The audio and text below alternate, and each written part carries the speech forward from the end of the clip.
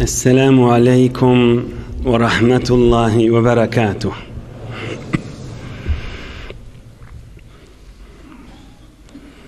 بسم الله الرحمن الرحيم.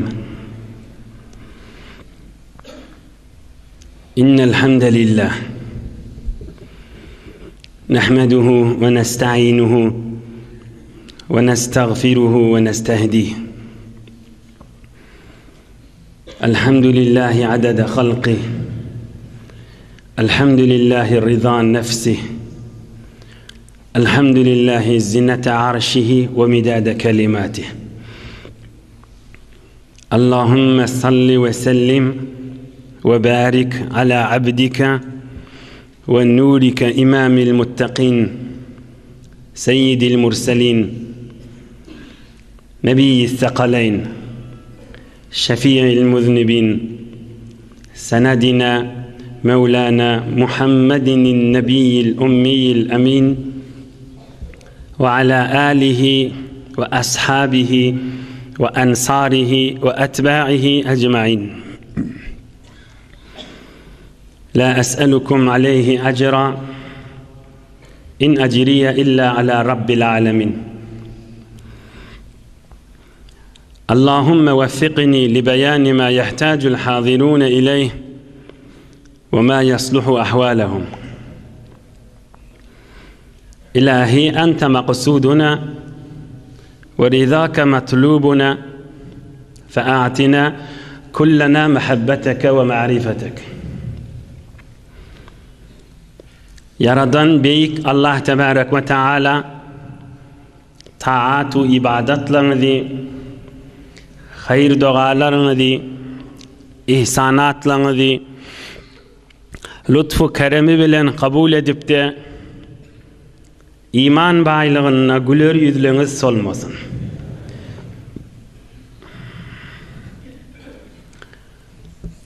Allah'ın dostu Mahtumul İşan'a diyer, asıl kafir Müslümana katışmaz. Asıl kafir Müslümana katışmaz. Çın Müslüman haram işe tutuşmaz. Menzil kesmez, hiçbir yana yetişmez. Başçı tutup yolu giren kör bile.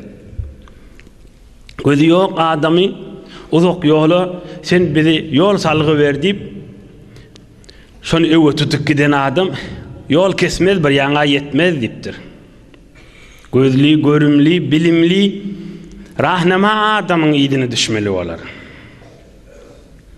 Ömrüne ağlanma, ötüne yanma, malına kuvanma, mülke dayanma, mınna bediş etme, onunla utanma, mınna diyen dünyada, onunla diyen ahirette de.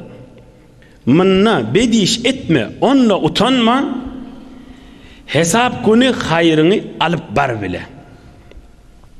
Ömrüne ağlanma, ötüne yanma, malına kuvanma, mülke dayanma, mınna bediş etme, onunla utanma, hesap günü hayrını alıp bar bile.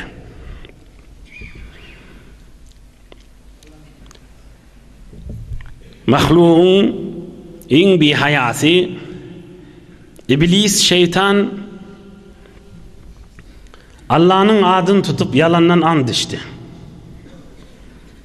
Evvelin yalandan and içen İblis-i la'in şeytandır. Vallahi deyip yalandan Huda'yı şahit etiptir. Yalandan and, yalandan kasam, yalandan and, yalandan kasam deydiği bilip durup bir geçen zat, şu zat bolmandır. Vallahi şöyle iş bollu deyip and içiyada. Yalandan and, yalandan kasam da. Evvelin yalandan kasam için şeytanla. Anırda bir hayalık, anırda bir Allah'ın azamatına cüret etmekte. Ulamalar aydiyar bir nice rivayetlerde var.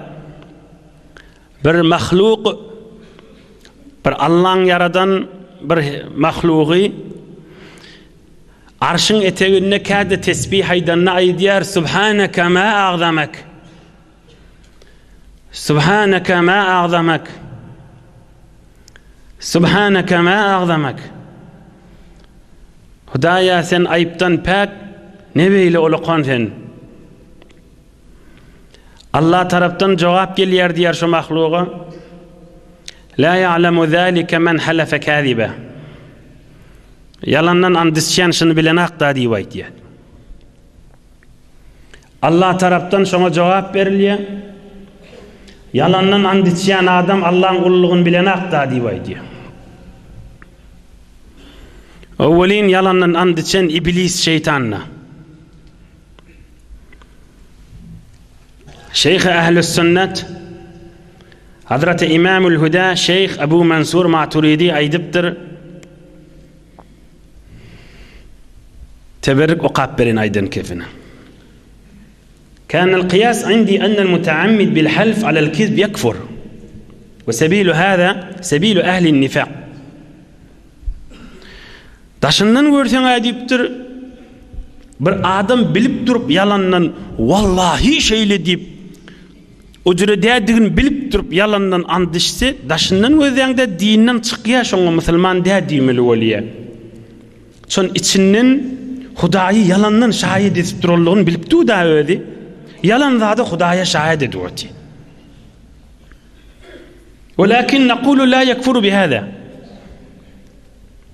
İzil kufr amelul qalb la bima yahrucu fi'luhu fi'la ma'siyet. Keza fi bedaya as-sanaya. Daşından gözüňde kafir diýämal şol adam, yani dinden çykýar diýmeli. Onu da dinden çykýar diýmeýär.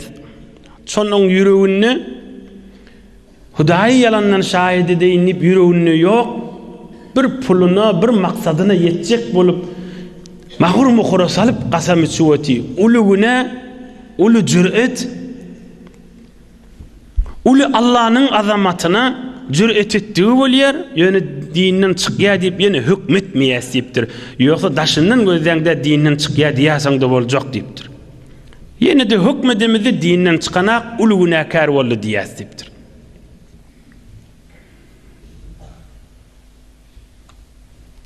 Hazreti Ali Murtaza radıyallahu anh aydiyar Nebi-i Ekrem aleyhissalatu vesselam'dan eşittim deyip İyyâkum vel yemînel fâcira fe innehâ ted'u diyâre belâqi'a Revâhul Hatib. Yalandan qasam içmeň deyipdir. Yalandan and içmeň deyipdir. Bolmadyk zada bollu deyip bolan zada bolmady deyip. Yalandan ant yer ýurdy tap-takır etýänler deyipdir. Berekedin füzürýänler deyipdir. Yalandan ant ted'u diyara belâqi'a. Yer ýurdy tap-takır etýänler deyipdir. Ted'u diyara belâqi'a. Yer ýurdy tap-takır etýänler deyipdir. Peýdasyz etýänler deyipdir. Bir bereket etýänler deyipdir. Yalandan qasama bir zat hak bolsa ingat qissalar, hikayeler geçipdir. Ama Magzam Ebu Hanife hakkım içtik, onu da antışık değerliyiptir. Hazreti Osman hakkım içtik bir vaqt and içmek. Hazreti Ömer'in halafet vaqtında. Ay bolýar diýipdir, özüňki bolsun diýipdir, ay antışık gelipdir. Allah'ın adyny beýin rahati orta getirmeýänmişdikler. Yüreklerine Allah'ı ve Allah'ın dinine ihtiram bolansaň da Hudaýyň azamatynyň beraberine bihayalyk edip, suwumsyzlyk edip, bilip durup tersine and içen, yalandan and içen, awwalky qasam içen mahluklaryň içinde iblis şeytan näde?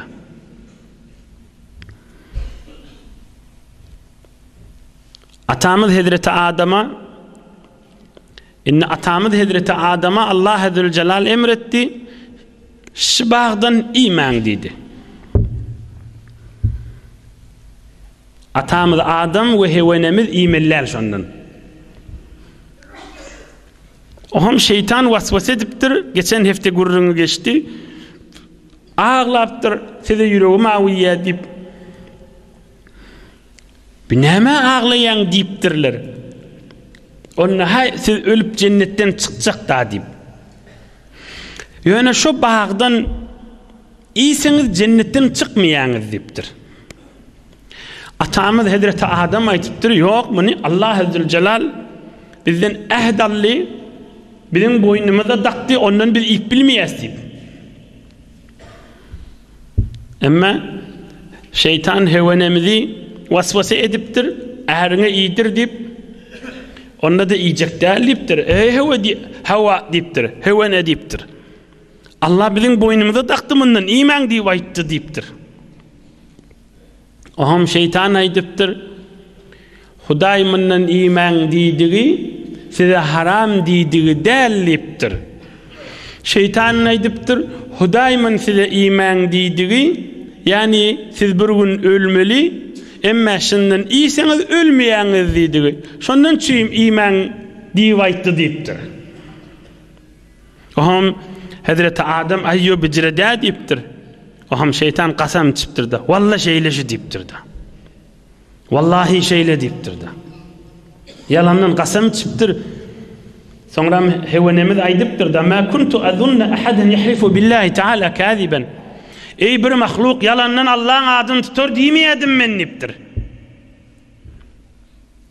Ey bir mahluk, bir kes, bir Allah'ın yaradan mahlugy yalandan qasam içer Allah'ın adını tutar diýmeýädim diýipdir. Hulasa qasam içipdir, and içipdir. Bu bir neçe ulamalar aýdýa, deslap hewenemiz şol bagdan ýipdir da. Ýöne men aýdyn, köplerçe ulamalar aýdýa, bir neçe zihniyetle saf bolar ýaly. Köplerçe ulamalar aýdýa, şu atamyz Hazreti Adam inni iýjek da şigiýje küwürrüňde. Şonna peýgamber dälli. Kur'an-ı Kerim'de de vardır. Fe imma ya'tiyannakum minni hudan, o yere inen soňra peýgamberlik berilýär diýip. Bula bir urun gaýtaýdyn şu urjuny cennette ka atamyz Hazreti Adam peýgamberlik makam berilmäpdi diýip. Şon fe imma ya'tiyannakum minni hudan, menden size bir yerde ýaşaman ak ýoly geljekdir diýip Allah Azze ve Celal aýdýa, bir yere inenden soňra diýip. Bes bir görürün ki peýgamberlikden önçämiş. Yine bir görürün asıl 4-5 heftemin nodul geçendir. Bunu hemmemiz bilmeli.